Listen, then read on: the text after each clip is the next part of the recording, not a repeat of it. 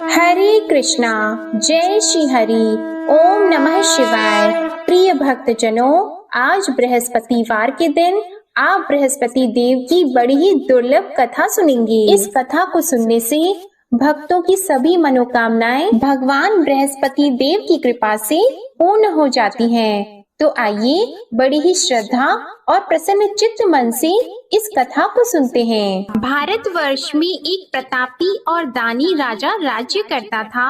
वह नित्य गरीबों और ब्राह्मणों की सहायता करता था। यह बात उसकी रानी को अच्छी नहीं लगती थी। वह न ही गरीबों को दान देती, न ही भगवान का पूजन करती थी और राजा को भी दान देने से मना किया करती थी। एक दिन राजा शिकार खेलने वन को गए हुए थे, तो रानी महल में अकेली थी। उसी समय बृहस्पति देव साधु वेश में राजा के महल में भिक्षा लेने के लिए गए और भिक्षा मांगी, तो रानी ने भिक्षा देने से इनकार कर दिया और कहा, हे साधु महाराज, मैं तो दान पुण्य से तंग आ गई हूँ। मेरा पति सारा धन लुटाते रहते हैं। मेरी इच्छा है कि हमारा धन नष्ट हो जाए, फिर न रहेगा बांस, न बजेगी बांसुरी। साधु ने कहा, देवी तुम तो बड़ी विचित्र हो। धन संतान तो सभी चाहते हैं, पुत्र और लक्ष्मी तो पापी के घर भी होने चाहिए। यदि तुम्हारे पास अधिक धन है तो भूखों को भोजन दो, प्यासों के लिए प्याऊ बनवाओ, मुसाफिरों के लिए धर्मशालाएं खुलवाओ। जो निर्धन अपनी कुंवारी कन्याओं का विवाह नहीं कर सकते, उनका विवाह करा दो। ऐसे और कई काम हैं जिनके करने से तुम्हारा यश लोक और परलोक में फैलेगा। परंतु रानी पर उपदेश का कोई प्रभाव नहीं पड़ा। वह बोली, महाराज आप मुझे कुछ न समझाएं। मैं ऐसा धन नहीं चाहती जो हर जगह बांटती फिरूं। साधु ने उत्तर दिया, यदि तुम्हारी ऐसी इच्छा है तो तथास्तु। तुम ऐसा करना कि बृहस्पतिवार को घर लीपकर पीली मिट्टी से अपना सिर धोकर स्नान करना, भट्टी चढ़ाकर कपड़े धोना। ऐसा करने से आपका सारा धन नष्ट हो जाएगा। इतना कहकर वह साधु महाराज वहाँ से आलोक हो गए और साधु के अनुसार कई बातों को पूरा करते हुए रानी को केवल 3 बृहस्पतिवार ही बीते थे कि उसकी समस्त धन संपत्ति नष्ट हो गई।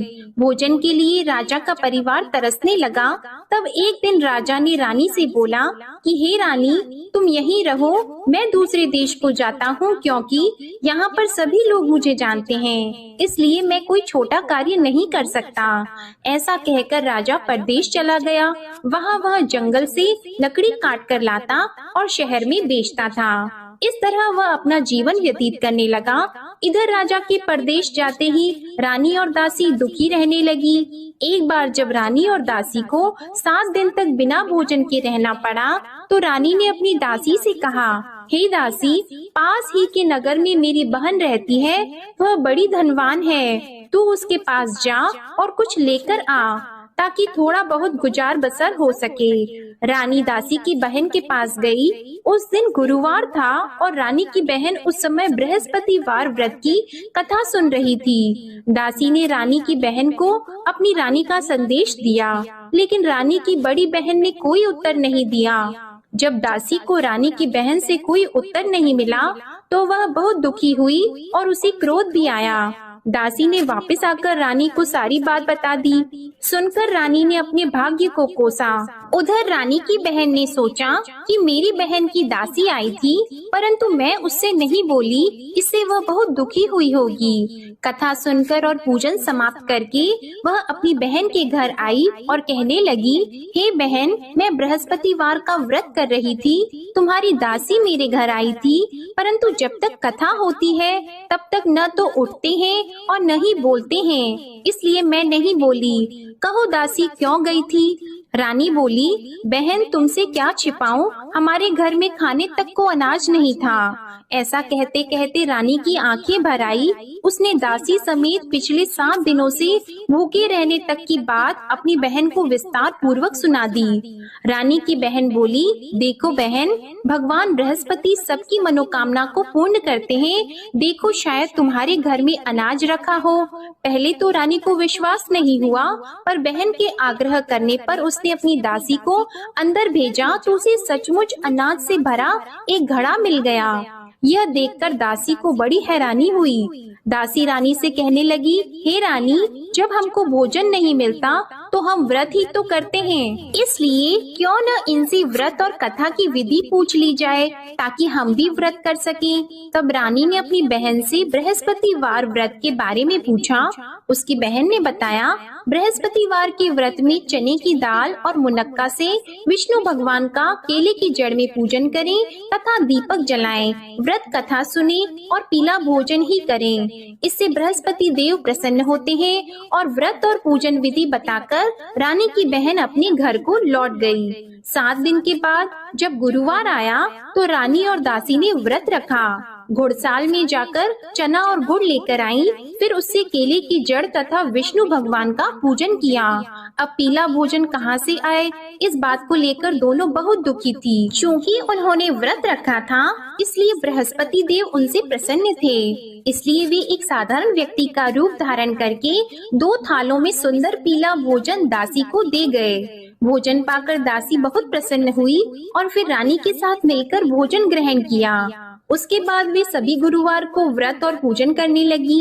बृहस्पति भगवान की कृपा से उनके पास फिर से धन संपत्ति आ गई, परंतु रानी फिर से पहले की तरह आलस्य करने लगी। तब दासी बोली, देखो रानी, तुम पहले भी इस प्रकार आलस्य करती थी, तुम्हें धन रखने में कष्ट होता था, इस कारण सभी धन नष्ट हो गया, और अब जब भगवान बृहस्पति की कृपा से धन मिला है तो तुम्हें फिर से आलस्य होता है। रानी को समझाते हुए दासी कहती है कि बड़ी मुसीबतों के बाद हमने यह धन पाया है, इसलिए हमें दान पुण्य करना चाहिए, भूखे मनुष्यों को भोजन कराना चाहिए और धन को शुभ कार्यों में खर्च करना चाहिए, जिससे तुम्हारे कुल का यश बढ़ेगा, स्वर्ग की प्राप्ति होगी और पितृ प्रसन्न होंगे। दासी की बात मानकर रानी अपना धन शुभ कार्यों में खर्च करने लगी, जिससे पूरे नगर में उसका यश फैलने लगा। उधर एक दिन राजा दुखी होकर जंगल में एक पेड़ के नीचे आसन जमाकर बैठ गया। वह अपनी दशा को याद करके व्याकुल होने लगा। बृहस्पतिवार का दिन था। एकाएक उसने देखा कि निर्जन वन में एक साधु प्रकट हुए। वह साधु वेश में स्वयं बृहस्पति देवता थे। लकड़हारे के सामने आकर बोले, हे लकड़हारे, इस सुनसान जंगल में तू इतना चिंता मग्न क्यों बैठा है? लकड़हारे ने दोनों हाथ जोड़कर प्रणाम किया और उत्तर दिया, महात्मा जी, आप सब कुछ जानते हैं, मैं क्या कहूँ। यह कहकर रोने लगा और साधु को अपनी आत्म कथा सुनाई। महात्मा जी ने कहा, तुम्हारी स्त्री ने बृहस्पतिवार के दिन बृहस्पति भगवान का निरादर किया है, जिसके कारण रुष्ट होकर उन्होंने तुम्हारी यह दशा कर दी। अब तुम चिंता को दूर करके मेरे कहने पर चलो तो तुम्हारे सब कष्ट दूर हो जाएंगे और भगवान पहले से भी अधिक संपत्ति देंगे। तुम बृहस्पति के दिन कथा किया करो, 2 पैसे के चने मुनक्का लाकर उसका प्रसाद बनाओ और शुद्ध जल से लोटे में शक्कर मिलाकर अमृत तैयार करो। कथा के पश्चात अपने सारे परिवार और सुनने वाले प्रेमियों में अमृत व प्रसाद को बांटकर खुद भी ग्रहण करो। ऐसा करने से भगवान तुम्हारी सब मनोकामनाएं पूरी करेंगे। साधु के ऐसे वचन सुनकर लकड़हारा बोला, हे प्रभु, मुझे लकड़ी बेचकर इतना पैसा नहीं मिलता जिससे भोजन के उपरांत कुछ बचा सकूं। मैंने रात्रि में अपनी स्त्री को व्याकुल देखा है, मेरे पास कुछ भी नहीं जिससे मैं उसकी खबर मंगा सकूं। और फिर मैं बृहस्पति देव की क्या कहानी सुनूं? मुझको तो कुछ भी मालूम नहीं है। साधु ने कहा, हे लकड़हारी, तुम किसी बात की चिंता मत करो। बृहस्पतिवार के दिन तुम रोजाना की तरह लकड़ियाँ लेकर शहर को जाओ। तुमको रोज से दुगना धन प्राप्त होगा, जिससे तुम भली भांति भोजन कर लोगे और बृहस्पति देव की पूजा का सामान भी आ जाएगा। बृहस्पति देव की कथा इस प्रकार है, सुनो। प्राचीन काल में एक ब्राह्मण रहता था। वह बहुत निर्धन था। उसकी कोई संतान नहीं थी। उसकी स्त्री बहुत मलिनता के साथ रहती थी। वह स्नान नहीं करती, किसी देवता का पूजन नहीं करती। इससे ब्राह्मण देवता बड़े दुखी थे। बेचारे बहुत कुछ कहते थे, किंतु उसका कुछ परिणाम नहीं निकला। भगवान की कृपा से ब्राह्मण की स्त्री के कन्या रूपी रत्न पैदा हुआ। कन्या बड़ी होने पर प्रातः स्नान करके विष्णु भगवान का जाप और बृहस्पतिवार का व्रत करने लगी। अपने पूजन पाठ को समाप्त करके विद्यालय जाती तो अपनी मुट्ठी में जौ भर के ले जाती और पाठशाला के मार्ग में डालती जाती। तब ये जौ स्वर्ण के हो जाते तो लौटते समय उनको बीन कर घर ले आती। एक दिन वह बालिका सूप में उस सोने के जौ को फटक कर साफ कर रही थी कि उसके पिता ने देख लिया और कहा, हे बेटी, सोने के जौ के लिए सोने का सूप होना चाहिए। दूसरे दिन बृहस्पतिवार था। इस कन्या ने व्रत रखा और बृहस्पति देव से प्रार्थना करके कहा, मैंने आपकी पूजा सच्चे मन से की है तो मेरे लिए सोने का सूप दे दो। बृहस्पति देव ने उसकी प्रार्थना स्वीकार कर ली। रोजाना की तरह वह कन्या जौ फैलाती हुई जाने लगी। जब लौटकर जौ बीन रही थी तो बृहस्पति देव की कृपा से सोने का सूप मिला। उसे वह घर ले आई और उसमें जौ साफ करने लगी, परंतु उसकी माँ का वही ढंग रहा। एक दिन की बात है कि वह कन्या सोने के सूप में जौ साफ कर रही थी। उस समय उस शहर का राजपुत्र वहाँ से होकर निकला। इस कन्या के रूप और कार्य को देखकर मोहित हो गया और अपने घर आकर भोजन और जल त्याग कर उदास होकर लेट गया। राजा को इस बात का पता लगा तो अपने प्रधानमंत्री के साथ उसके पास गए और बोले, हे बेटा, तुम्हें किस बात का कष्ट है? किसी ने तुम्हारा अपमान किया है अथवा और कोई कारण हो सो कहो, मैं वही कार्य करूँगा जिससे तुम्हें प्रसन्नता हो। अपने पिता की राजकुमार ने बातें सुनी तो वह बोला, मुझे आपकी कृपा से किसी बात का दुख नहीं है। किसी ने मेरा अपमान नहीं किया है, परंतु मैं उस लड़की से विवाह करना चाहता हूँ जो सोने के सूप में जौ साफ कर रही थी। यह सुनकर राजा आश्चर्य में पड़ गया और बोला, हे बेटा, इस तरह की कन्या का पता तुम ही लगाओ, मैं उसके साथ तेरा विवाह अवश्य ही करवा दूंगा। राजकुमार ने उस लड़की के घर का पता बताया। तब मंत्री उस लड़की के घर गए और ब्राह्मण देवता को सभी हाल बताया। ब्राह्मण देवता राजकुमार के साथ अपनी कन्या का विवाह करने के लिए तैयार हो गए तथा विधि विधान के अनुसार ब्राह्मण की कन्या का विवाह राजकुमार के साथ हो गया। कन्या के घर से जाते ही पहले की भांति उस ब्राह्मण देवता के घर में गरीबी का निवास हो गया। अब भोजन के लिए भी अन्न बड़ी मुश्किल से मिलता था। एक दिन दुखी होकर ब्राह्मण देवता अपनी पुत्री के पास गए। बेटी ने पिता की दुखी अवस्था को देखा और अपनी माँ का हाल पूछा। तब ब्राह्मण ने भी सभी हाल कहा। कन्या ने बहुत सा धन देकर अपने पिता को विदा कर दिया। इस तरह ब्राह्मण का कुछ समय सुख पूर्वक व्यतीत हुआ। कुछ दिन के बाद फिर वही हाल हो गया। ब्राह्मण फिर अपनी कन्या के यहाँ गया और सारा हाल कहा तो लड़की बोली, हे पिताजी, आप माताजी को यहाँ ले आओ, मैं उन्हें विधि बता दूंगी जिससे उनकी गरीबी दूर हो जाए। वह ब्राह्मण देवता अपनी स्त्री को साथ लेकर पहुँचे तो अपनी माँ को समझाने लगी कि हे माँ, तुम प्रातः काल प्रथम स्नान आदि करके विष्णु भगवान का पूजन करो तो सब दरिद्रता दूर हो जाएगी। परंतु उसकी माँ ने एक भी बात नहीं मानी और प्रातः काल उठकर अपनी पुत्री के बच्चों की जूठन को खा लिया। इससे उसकी पुत्री को भी बहुत गुस्सा आया। उसने एक रात को एक कोठरी से सारा सामान निकाल दिया और अपनी माँ को उसमें बंद कर दिया। प्रातः उसमें से उसे निकाला तो स्नान आदि करा के पूजा पाठ करवाया तो उसकी माँ की बुद्धि ठीक हो गई। इसके बाद वह नियम से पूजा पाठ करती और प्रत्येक बृहस्पतिवार को व्रत रखने लगी। इस व्रत के प्रभाव से उसकी माता और पिता बहुत ही धनवान और पुत्रवान हो गए और बृहस्पति देवता के प्रभाव से इस लोक के सुख को भोगकर अंत में स्वर्ग को प्राप्त हुए। इस तरह कहानी कहकर साधु देवता वहाँ से अंतर ध्यान हो गए। धीरे धीरे समय व्यतीत होने पर फिर वही बृहस्पतिवार का दिन आया। लकड़हारा जंगल से लकड़ी काटकर किसी शहर में बेचने गया। उसे उस दिन और दिन से अधिक पैसा मिला। राजा ने चना गुड़ आदि लाकर गुरुवार का व्रत किया। उस दिन से उसके सभी क्लेश दूर हो गए। परंतु जब दोबारा गुरुवार का दिन आया तो बृहस्पतिवार का व्रत करना भूल गया। इस कारण बृहस्पति भगवान नाराज हो गए। उस दिन उस नगर के राजा ने विशाल यज्ञ का आयोजन किया था तथा शहर में ये घोषणा करा दी कि कोई भी मनुष्य अपने घर में भोजन न बनवाए, न आग जलाए। समस्त जनता मेरे यहाँ भोजन करने आए। इस आज्ञा को जो न मानेगा उसे फांसी की सजा दी जाएगी। इस तरह की घोषणा संपूर्ण नगर में करवा दी गई। राजा की आज्ञा के अनुसार शहर के सभी लोग भोजन करने गए, लेकिन लकड़हारा कुछ देर से पहुंचा, इसलिए राजा उसको अपने साथ घर लेके गए और ले जाकर भोजन करा रहे थे तो रानी की दृष्टि उस खूंटी पर पड़ी जिस पर उसका हार लटका हुआ था। वह वहाँ पर दिखाई नहीं दिया। रानी ने निश्चय किया कि मेरा हार इस मनुष्य ने चुरा लिया है। उसी समय सिपाहियों को बुलाकर उसको कारागार में डलवा दिया।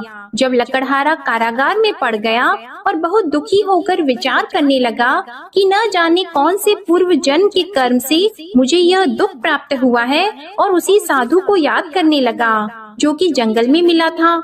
उसी समय तत्काल बृहस्पति देव साधु के रूप में प्रकट हुए और उसकी दशा को देखकर कहने लगे, अरे मूर्ख, तूने बृहस्पति देव की कथा नहीं करी, इस कारण तुझे दुख प्राप्त हुआ है।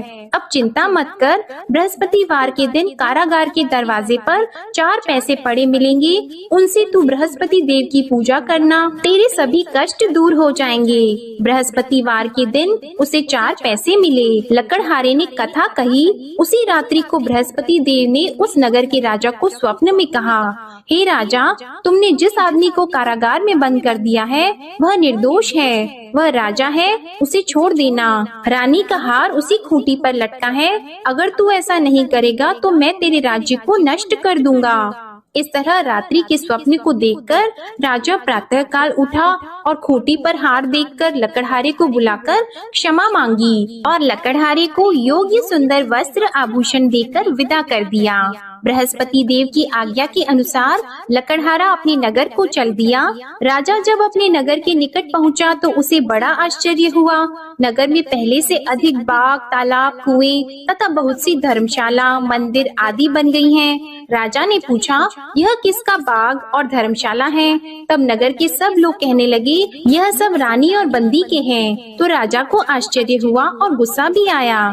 जब रानी ने यह खबर सुनी कि राजा आ रहे हैं तो उन्होंने दासी से कहा, हे दासी, देख राजा हमको कितनी बुरी हालत में छोड़ गए थे, हमारी ऐसी हालत देखकर वह लौट न जाएं, इसलिए तू दरवाजे पर खड़ी हो जा। आज्ञा के अनुसार दासी दरवाजे पर खड़ी हो गई। राजा आए तो उन्हें अपने साथ लेकर आई। तब राजा ने क्रोध करके अपनी रानी से पूछा कि यह धन तुम्हें कैसे प्राप्त हुआ है?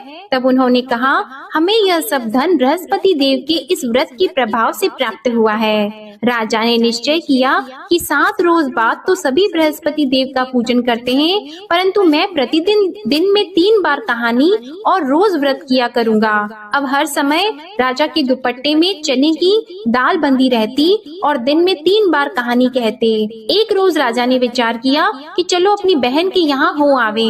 इस तरह निश्चय करके राजा घोड़े पर सवार होकर अपनी बहन के यहाँ को चलने लगा।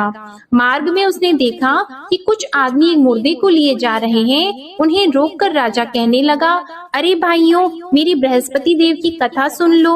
वे बोले, लो हमारा तो आदमी मर गया है, इसको अपनी कथा की पड़ी है। परंतु कुछ आदमी बोले, अच्छा कहो, हम तुम्हारी कथा भी सुनेंगे। राजा ने दाल निकाली और जब कथा आधी हुई थी कि मुर्दा हिलने लग गया, और जब कथा समाप्त हो गई तो राम राम करके मनुष्य उठकर खड़ा हो गया। आगे मार्ग में उसे एक किसान खेत में हल चलाता मिला तो राजा ने उसे देखकर बोला, अरे भैया, तुम मेरी बृहस्पतिवार की कथा सुन लो। किसान बोला, जब तक मैं तेरी कथा सुनूंगा तब तक 4 हरैया जोत लूंगा, जा अपनी कथा किसी और को सुनाना। इस तरह राजा आगे चलने लगा। राजा के हटते ही बैल पछाड़ खाकर गिर गए और किसान के पेट में बड़ी जोर का दर्द होने लगा। उस समय उसकी माँ रोटी लेकर आई और उसने जब यह देखा तो अपने पुत्र से सब हाल पूछा और बेटे ने सभी हाल कह दिया। तो बुढ़िया दौड़ी दौड़ी उस घुड़सवार के पास गई और उससे बोली कि मैं तेरी कथा सुनूंगी, तू अपनी कथा मेरे खेत पर चलकर ही कहना। राजा ने बुढ़िया के खेत पर जाकर कथा कही, जिसके सुनते ही वह बैल उठकर खड़े हुए तथा किसान के पेट का दर्द भी बंद हो गया। राजा अपनी बहन के घर पहुंचा। बहन ने भाई की खूब मेहमानी की। दूसरे रोज प्रातः काल राजा जगा तो वह देखने लगा कि सब लोग भोजन कर रहे हैं। राजा ने अपनी बहन से कहा, ऐसा कोई मनुष्य है जिसने भोजन नहीं किया हो? मेरे बृहस्पतिवार की कथा सुन ले। बहन बोली, हे भैया, यह देश ऐसा है कि पहले यहाँ लोग भोजन करते हैं, बाद में अन्य काम करते हैं। अगर कोई पड़ोस में हो तो देख आऊं। वह ऐसा कहकर देखने चली गई, परंतु उसे कोई ऐसा व्यक्ति नहीं मिला जिसने भोजन न किया हो। अतः वह एक कुम्हार के घर गई, जिसका लड़का बीमार था। उसे मालूम हुआ कि उनके यहाँ 3 रोज से किसी ने भोजन नहीं किया है। रानी ने अपने भाई की कथा सुनने के लिए कुम्हार से कहा। वह तैयार हो गया। राजा ने जाकर बृहस्पतिवार की कथा कही, जिसको सुनकर उसका लड़का ठीक हो गया। अब तो राजा की प्रशंसा होने लगी। एक रोज राजा ने अपनी बहन से कहा कि हे बहन, हम अपने घर को जाएंगे, तुम भी तैयार हो जाओ। राजा की बहन ने अपनी सास से कहा तो सास ने कहा, हाँ चली जा, परंतु अपने लड़कों को मत ले जाना, क्योंकि तेरे भाई की कोई औलाद नहीं है। बहन ने अपने भैया से कहा, हे भैया, मैं तो चलूंगी पर कोई बालक नहीं चलेगा। तो राजा बोला, जब कोई बालक नहीं चलेगा तब तुम ही क्या करोगी? बड़े दुखी मन से राजा अपने नगर को लौट आया। राजा ने अपनी रानी से कहा, हम निर्वंशी हैं, हमारा मुंह देखने का धर्म नहीं है और कुछ भोजन आदि नहीं किया है। रानी बोली, हे प्रभु, बृहस्पति देव ने हमें सब कुछ दिया है, वह हमें औलाद अवश्य देंगे। उसी रात को बृहस्पति देव ने राजा से स्वप्न में कहा, हे राजा उठो, सभी सोच त्याग दो, तेरी रानी गर्भ से है। राजा को यह बात सुनकर बड़ी खुशी हुई। 9वें महीने में उसके गर्भ से एक सुंदर पुत्र पैदा हुआ। तब राजा बोला, हे रानी, स्त्री बिना भोजन के रह सकती है, पर बिना कहे नहीं रह सकती। जब मेरी बहन आएगी तुम उससे कुछ मत कहना। रानी ने सुनकर हाँ कर दिया। जब राजा की बहन ने यह शुभ समाचार सुना तो वह बहुत खुश हुई और बधाई लेकर अपने भाई के यहाँ आई। तभी रानी ने कहा, घोड़ा चढ़कर तो नहीं आई है, गधा चढ़कर आई है। राजा की बहन बोली, भाभी, मैं इस प्रकार न कहती तो तुम्हें औलाद कैसे मिलती? बृहस्पति देव ऐसे ही हैं, जैसी जिसके मन में कामनाएं हैं सभी को पूर्ण करते हैं। जो सद्भावना पूर्वक बृहस्पतिवार का व्रत करता है एवं कथा पढ़ता है अथवा सुनता है, दूसरों को सुनाता है, बृहस्पति देव उनकी सभी मनोकामनाएं पूर्ण करते हैं। बृहस्पति देव उनकी सदैव रक्षा करते हैं। जो संसार में सद्भावना और सच्चे हृदय से बृहस्पति देव का पूजन करते हैं, उनकी सभी मनोकामनाएं उसी प्रकार पूर्ण होती हैं, जैसे राजा और रानी ने बृहस्पति देव की कथा का गुणगान किया। उनकी सभी इच्छाएं बृहस्पति देव ने पूर्ण की। मनुष्य को हृदय से उनका मनन करते हुए जयकारा करना चाहिए। तो प्रेम से बोलिए, बृहस्पति देव की जय, विष्णु भगवान की जय, समस्त देवी देवताओं की जय। अब आप भगवान बृहस्पति देव की आरती श्रवण कीजिए। ओम जय बृहस्पति देवा, ओम जय बृहस्पति देवा, छिन्न छिन्न भोग लगाऊं कदली फल मेवा। ओम जय बृहस्पति देवा, तुम पूर्ण परमात्मा, तुम अंतर्यामी, जगत पिता जगदीश्वर, तुम सबके स्वामी। ओम जय बृहस्पति देवा, चरणामृत निज निर्मल, सब पातक हरता, सकल मनोरथ दायक, कृपा करो भरता। ओम जय बृहस्पति देवा, तन मन धन अर्पण कर, जो जन शरण पड़े, प्रभु प्रकट तब होकर, आकर द्वार खड़े। ओम जय बृहस्पति देवा, दीन दयाल दयानिधि, भक्तन हितकारी, पाप दोष सब हरता, भव बंधन हारी। ओम जय बृहस्पति देवा, सकल मनोरथ दायक सब संशय तारो, विषय विकार मिटाओ संतन सुखकारी। ओम जय बृहस्पति देवा, जो कोई आरती तेरी प्रेम सहित गावे, ज्येष्ठानंद बंद सो निश्चय ही पावे। ओम जय बृहस्पति देवा, ओम जय बृहस्पति देवा। प्रेम से बोलिए भगवान बृहस्पति देव की जय। बोलिए भगवान श्री लक्ष्मी नारायण जी की जय। आपको आज की कथा पसंद आए, आरती पसंद आए तो वीडियो को लाइक कीजिएगा, शेयर कीजिएगा, कमेंट में भगवान बृहस्पति देव जी की जय लिखिएगा और चैनल को भी सब्सक्राइब कीजिएगा। इसी के साथ आज आप हमारे चैनल पर माघ मास महात्म्य की कथा को भी जरूर सुनिएगा। प्रेम से बोलिए भगवान श्री बृहस्पति देव की जय।